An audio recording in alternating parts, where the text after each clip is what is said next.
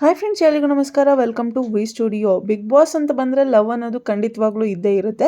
And ಈ ಒಂದು ಸೀಸನಲ್ಲಿ ಆ ರೀತಿಯ ಲವ್ ಫಿಕ್ಸ್ ಆಗಿದ್ದಾರೆ ಇವ್ರು ಲವರ್ಸು ಅಂತ ಹೇಳಿ ಯಾವ ಒಂದು ಪೇರು ಇಲ್ಲ. ತ್ರಿವಿಕ್ರಮ್ ಅವ್ರ ಜೊತೆ ಮೋಕ್ಷಿತಾ ಅವ್ರಿಗೂ ಕಂಪೇರ್ ಮಾಡ್ತಿರ್ತಾರೆ, ಹಾಗೆ ಭವ್ಯ ಅವ್ರಿಗೂ ಕಂಪೇರ್ ಮಾಡ್ತಿರ್ತಾರೆ.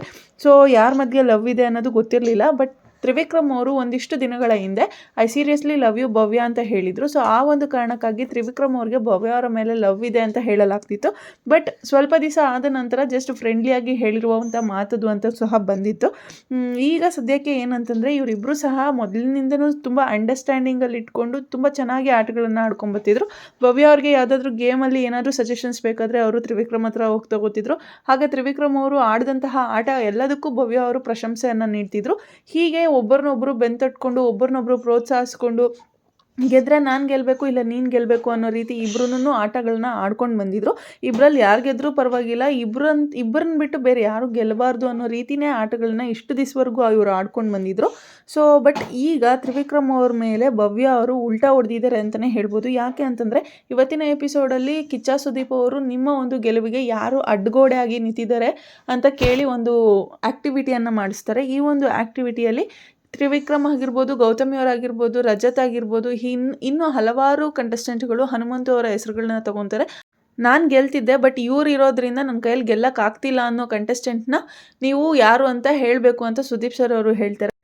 ಈ ಒಂದು ಆ್ಯಕ್ಟಿವಿಟಿಯಲ್ಲಿ ಭವ್ಯ ಗೌಡ ಅವರು ಹೇಳ್ತಾರೆ ತ್ರಿವಿಕ್ರಮ್ ನನಗೆ ಅಡ್ಡಿ ಅಂತ. ಅವರ ಆಲೋಚನೆಗಳು, ಅವರ ಥಿಂಕಿಂಗ್ ಲೆವೆಲ್ಲು ತುಂಬಾ ಡಿಫ್ರೆಂಟ್ ಆಗಿರುತ್ತೆ. ಆ್ಯಂಡ್ ಅದಕ್ಕೆ ನಾನು ಮ್ಯಾಚ್ ಮಾಡೋಕ್ಕೂ ಸಹ ಆಗೋಲ್ಲ. ಸೊ ನಾನು ವಿನ್ ಆಗ್ತೀನಿ, ಬಟ್ ತ್ರಿವಿಕ್ರಮ್ ಇರೋದ್ರಿಂದ ನನಗೆ ಗೆಲ್ಲೋದಕ್ಕೆ ಸ್ವಲ್ಪ ಕಷ್ಟ ಆಗ್ಬೋದು. ಅವರು ನನ್ನ ಗೆಲುವಿಗೆ ಅಡ್ಡಗೋಡೆ ಆಗಿ ನಿಂತಿದ್ದಾರೆ ಅಂತ ತ್ರಿವಿಕ್ರಮ್ ಅವ್ರ ಮೇಲೇ ಹೇಳ್ತಾರೆ. ಬಟ್ ಇಷ್ಟು ದಿವಸದಿಂದ ತ್ರಿವಿಕ್ರಮೇ ಬೇಕಾಗಿತ್ತು ಇವ್ರಿಗೆ ಗೆಲ್ಲೋದಕ್ಕೆ.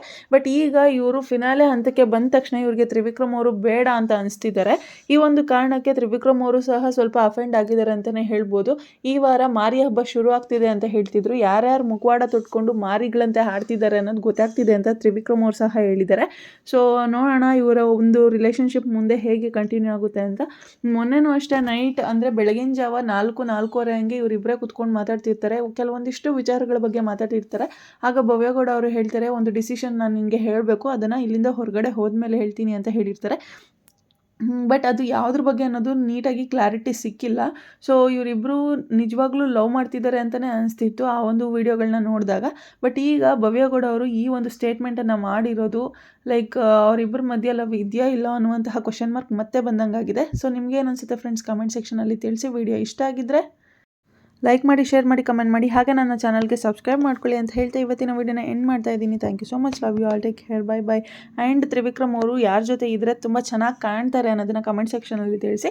ತ್ರಿವಿಕ್ರಮ್ ಅವರು ಭವ್ಯ ಜೊತೆ ಇರ್ತಾರೆ ಚೆನ್ನಾಗಿರುತ್ತಾ, ಅಥವಾ ತ್ರಿವಿಕ್ರಮ್ ಅವರು ಮೋಕ್ಷಿತಾ ಅವ್ರ ಜೊತೆ ಇದ್ದರೆ ಚೆನ್ನಾಗಿರುತ್ತಾ, ಯಾರೊಬ್ಬರ ಪೇರ್ ಚೆನ್ನಾಗಿರುತ್ತೆ ಅನ್ನೋದನ್ನು ಕಮೆಂಟ್ ಸೆಕ್ಷನಲ್ಲಿ ತಿಳಿಸಿ ಅಂತ ಹೇಳ್ತಾ take care. Bye bye. Love you all.